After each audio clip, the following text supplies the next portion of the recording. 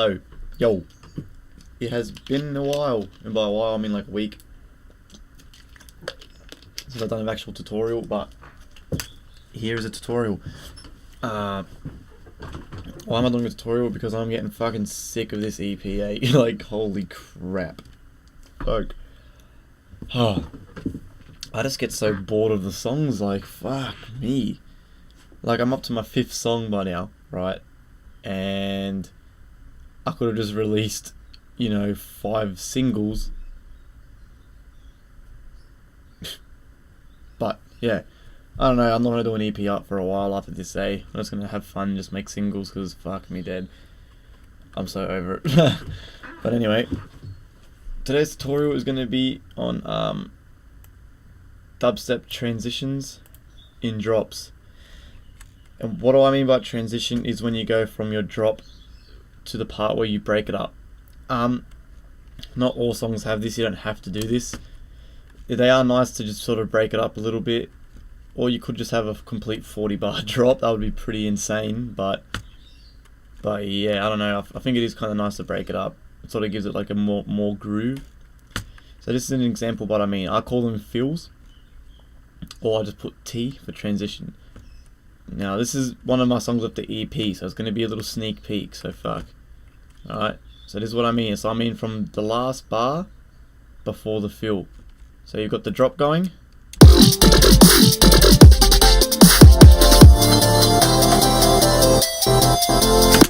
So you want that smooth transition where you pretty much don't even like the listener doesn't even expect it's about to pretty much change. Well, they do expect it, but it's just nice and smooth.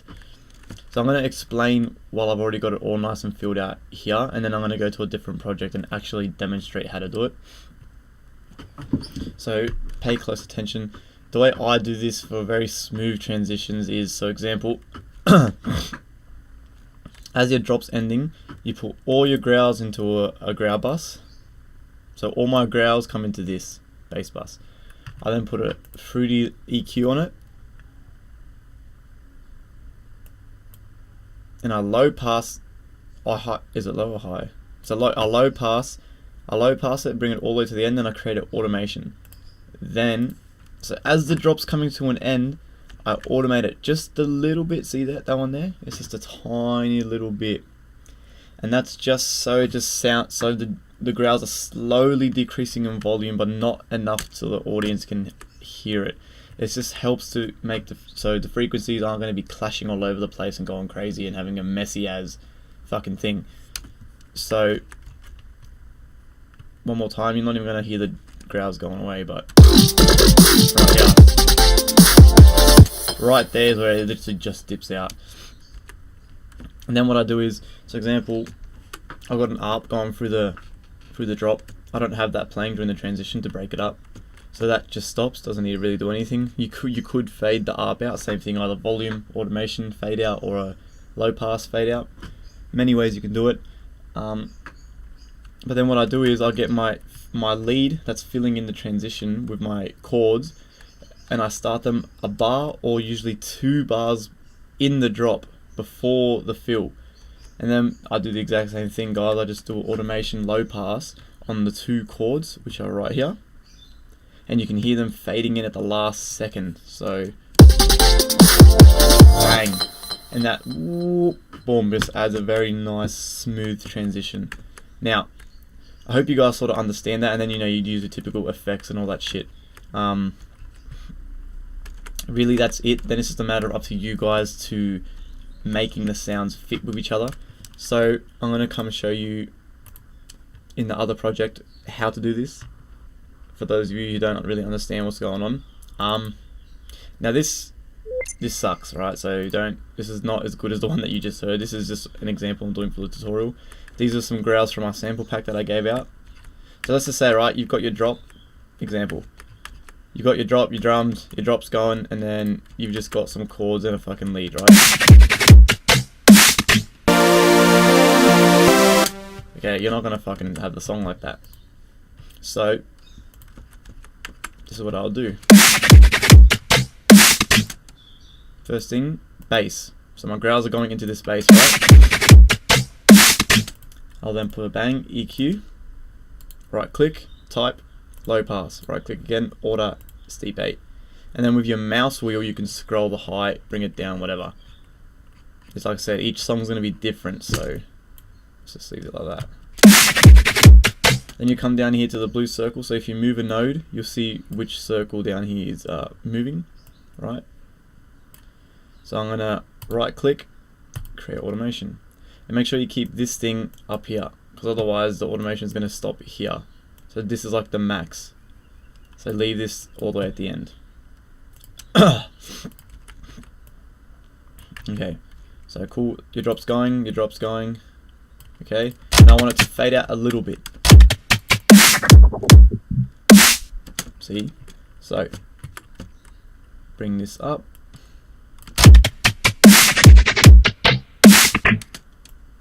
That could do. And always remember to bring your automation back to the top. So then when the drop continues, your growls are back to maximum volume. So,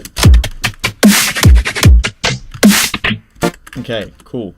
Now, what we're going to do is, these chords, right? 4 bars, there we go. Let's make it 2 bars.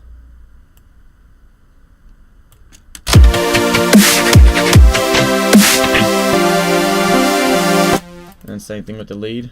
Let's copy this. Bang. Bring this back. And now, like I said guys, use markers, keep yourself organized. I mean, it's up to you. I say this every time, but I know so many people who just like to not be organized and whatever, which is fine. But to a quick shortcut, right, marker, highlight a bar where you want to mark. So this is the end of the 8th bar. Hold down Alt T. That brings up your marker. Name it fill 1. And then Control D to get rid of it, the select. Okay, so now we know with the automation where to begin and where to end. Now, okay, how are we going to make this sound nice?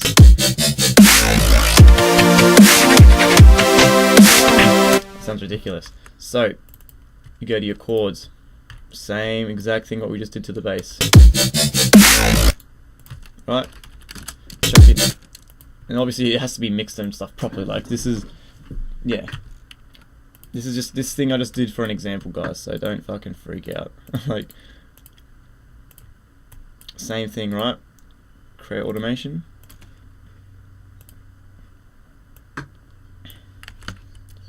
So just to help you, so you know that you've gone 2 bars before your fill. So here you've got fill. Come back a little bit. 2 bars. 1, 2. Bring this up. Right. And then we'll do the same thing with the lead. Lead, EQ. You can do this with volume as well. It doesn't have to be with a low pass, but I like to do it with a low pass because I don't like doing much volume automation at all, to be honest. Yeah, and that's just because then if you do volume automation, you've got the volumes moving all over the place in your mixer, and then if you want to just try to adjust the volume, it just pops back up to wherever the automation is, kind of thing. So I tend to avoid volume automations if I can. I like to do things with my low passes. They just sound nicer too, to be honest. But like I said, experiment, and then you can make up your mind on what you like better. And with the lead, the exact same thing. Bang. Right, what the fuck is that little thing there? Alright, now let's take a listen.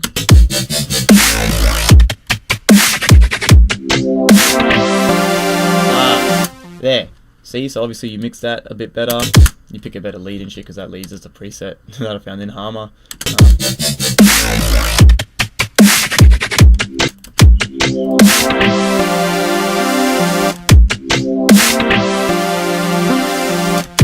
Alright, cool. Perfect. That's what I mean by transition, guys. Makes it nice and smooth and clean. A quick another tip to your drums. Don't, like I said, you can do whatever you want, but I never leave the transition like this. Just one kick snare. Right before the transition, I usually like to, you know, like do something like that, or my favorite would be the It'll be the old kick snare, kick slap snare. This snare again, and then kick again. Dun, dun, dun, dun. And it's just like mini drum fills and stuff to lead into the fill, and these are things that most listeners were not going to pay attention to or even hear that it's there. But during the song, it's just, it makes all the difference. Like the little things make the difference, and it's not until you start doing them in your tracks is until you realize. So yeah, so transitions, or either volume automation or low pass automations. So I'm going to let this play one more time so you can see it in action. So here are the automations for the saws and the leads and the bass. So take a listen and have a watch of what's going on, right?